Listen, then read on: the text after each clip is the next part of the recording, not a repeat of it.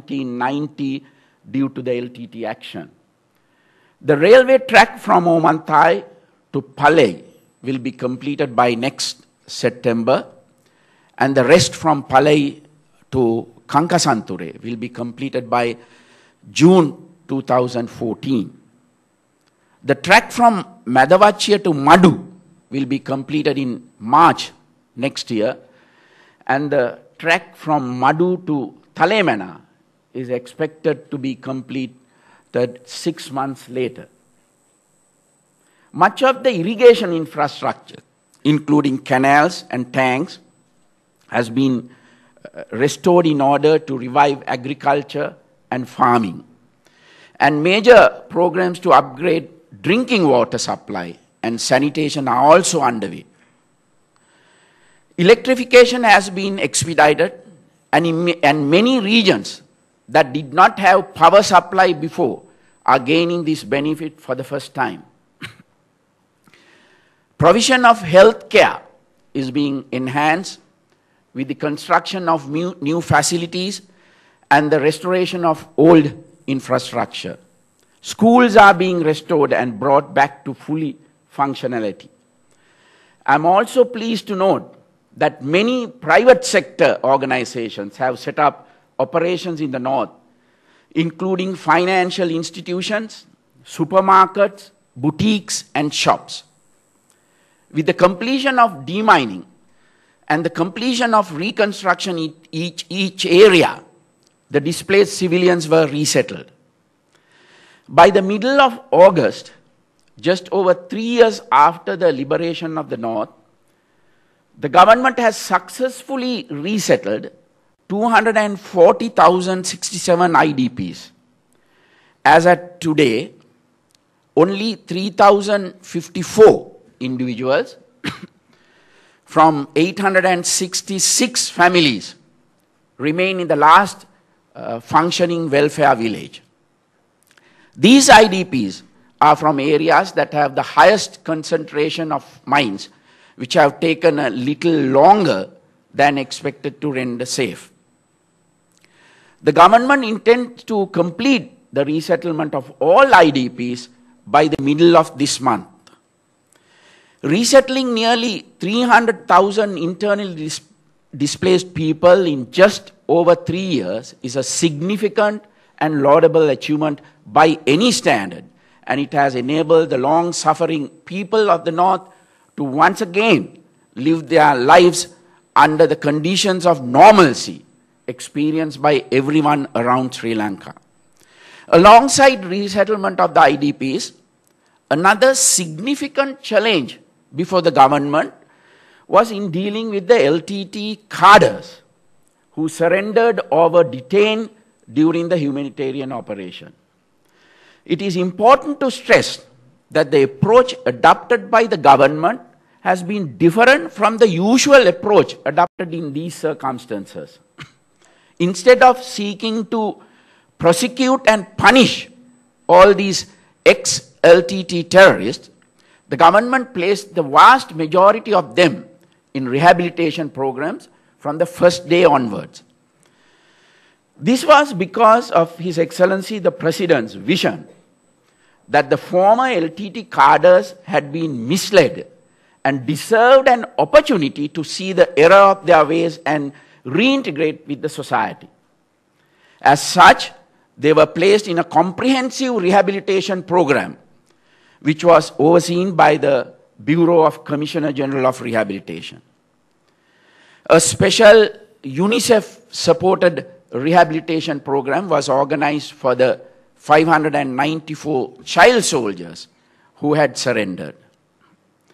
The focus was on providing proper counseling as well as spiritual development activities and positive value cultivation for these child beneficiaries. Formal education was provided, with classes being conducted for more than 200 students between grade 8 and grade 11, and 65 students in the advanced level sections. Several 6 months long vocational training programs were also conducted in subjects such as information technology, carpentry, masonry, beauty culture, and other fields. All the child beneficiaries were reunited with their families within 1 year. Although 74 chose to come back to continue the education programs that had been following while under rehabilitation. All adult beneficiaries underwent extensive programs that were designed to de-radicalize them and equip them with the ability to return to normal life in society.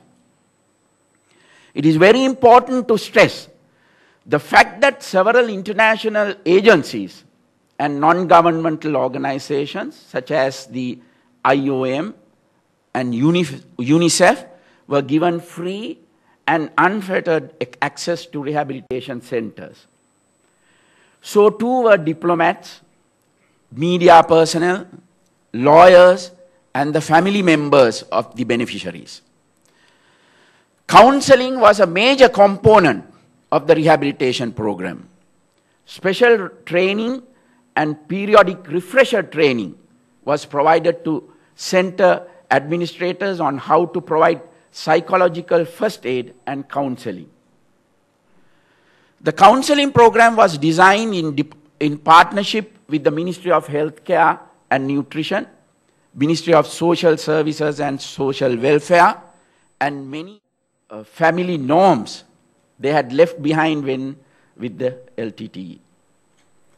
Psychological and creative therapy rehabilitation was provided, including group counseling and therapy sessions, aesthetics and drama therapy programs. Beneficiaries were also encouraged to take part in various sports activities. A lot of attention was paid to the reunification of families, with married ex-combatants being given the opportunity to rejoin their spouses, children, and parents at special rehabilitation centers called peace villages. Special leave was also granted to many of these beneficiaries to visit their families and attend religious and cultural activities at home from time to time. This enabled many beneficiaries to continue their rehabilitation without any disruption to their family life. A special protective accommodation and rehabilitation centers were established at Kaitadi in Jaffna to cater to the reunification of married beneficiaries as well.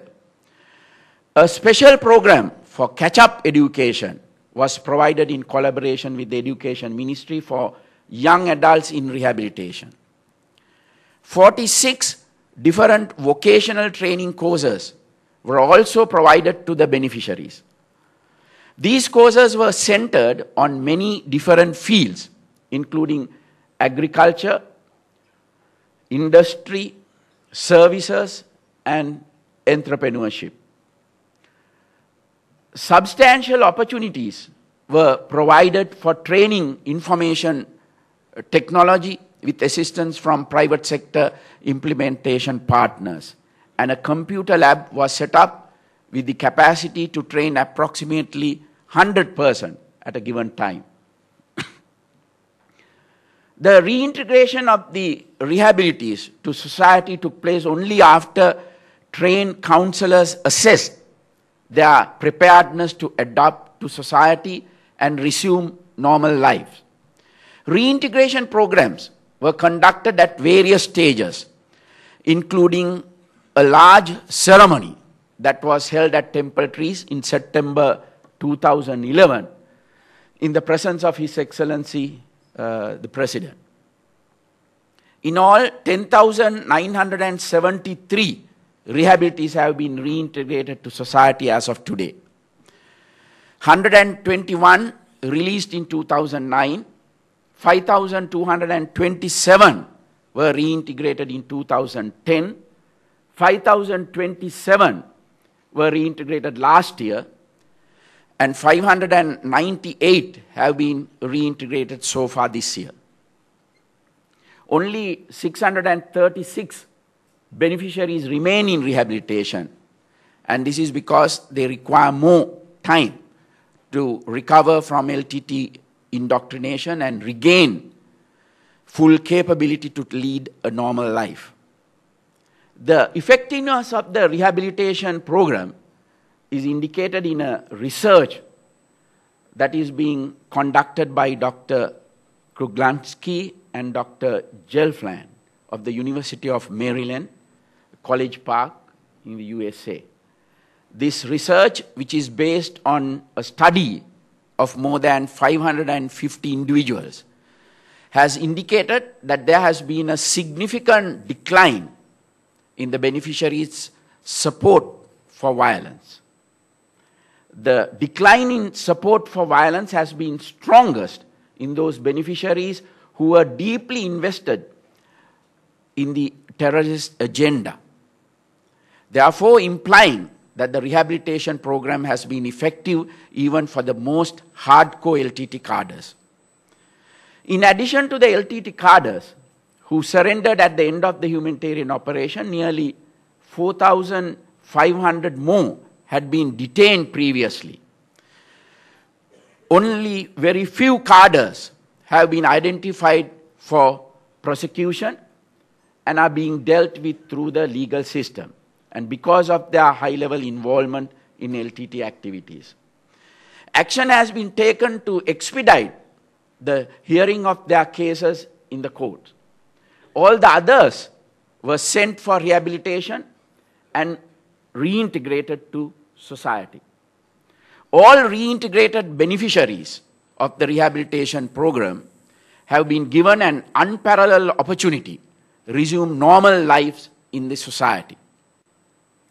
Programs were created to support those who wish to set up their own businesses, including a special loan scheme for self-employment. Many have found jobs at various private institutions such as garment factories and other industrial facilities. Some have even managed to go abroad for foreign employment as a result of the skills they had acquired during the rehabilitation program. A significant number of reintegrated beneficiaries are also being recruited to the civil defense force. They will be paid a monthly salary and used mainly in farming and in development activities. Through all these measures, the government has worked very hard to enable the former LTT cadres to resume lives of normalcy within a peaceful and stable Sri Lanka.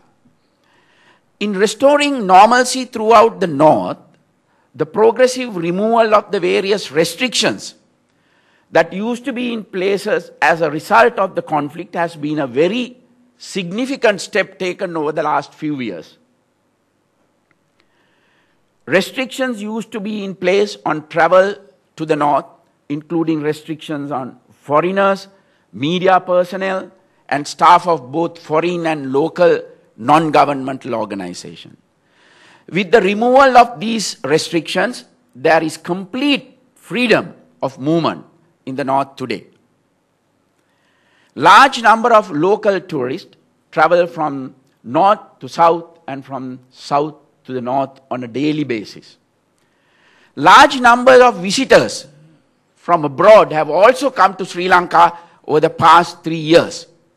Since July 2011, more than 51,400 foreign passport holders from over 100 countries have visited Sri Lanka and traveled to the north, including nearly 31,500 this year alone.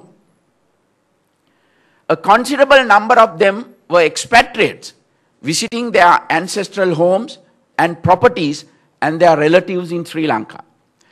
The complete removal of restrictions that had been imposed on various items was also important. During the war, the transport of certain items was restricted for fear that they would be used by the LTT in